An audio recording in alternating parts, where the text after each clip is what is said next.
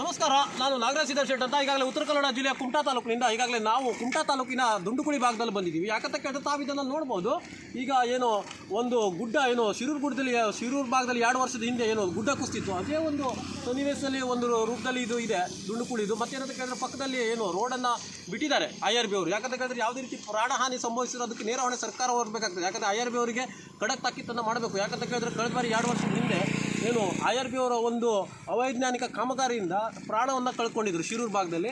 ಮತ್ತು ಇದು ಕೂಡ ಮರುಕಳಿಸಬಾರ್ದು ಅನ್ನೋ ಉದ್ದೇಶಕ್ಕೋಸ್ಕರ ನಾವು ಇದನ್ನು ಜಾಗೃತಿಯನ್ನು ಮೂಡಿಸ್ತಾ ಇದ್ದೇವೆ. ಯಾಕಂತ ಕೇಳಿದ್ರೆ ಸರ್ಕಾರ ಇದರ ಬಗ್ಗೆ ಗಂಭೀರವಾದ ಚಿಂತನೆಯನ್ನು ಮಾಡಬೇಕು. ಈಗ ನೋಡಿ, ಎಲ್ಲ ಗುಡ್ಡ ಕುಸಿಯುವಂಥ ಹಂತದಲ್ಲಿದೆ.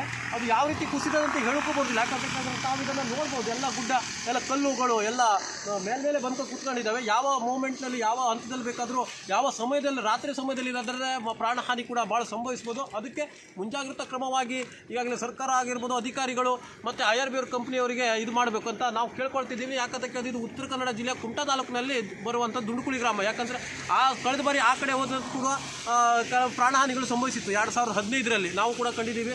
ಅಲ್ಲೂ ಕೂಡ ಗುಡ್ಡ ಕುಸಿದುಕೊಂಡು ಪಾಪ ಸಣ್ಣ ಮಕ್ಕಳೆಲ್ಲ ಕೂಡ ಸಾವನ್ನಪ್ಪಿದ್ರು. ಅದೇ ರೀತಿ ಈಗಲೂ ಕೂಡ ಈ ಹಂತದಲ್ಲಿ ಇದೆ. ತಾವು ನೋಡಬೇಕು, ಇದೊಂದು ಅವೈಜ್ಞಾನಿಕ ಕಾಮಗಾರಿಯಿಂದ IRB ಅವರ ಅವೈಜ್ಞಾನಿಕ ಕಾಮಗಾರಿ. ಈಗಾಗಲೇ ನೋಡಬಹುದು, ಇದನ್ನು ಗುಡ್ಡ ಕುಸಿಯೋ ಹಂತದಲ್ಲಿದೆ ದುಂಡುಕುಳಿ ಭಾಗದಲ್ಲಿ.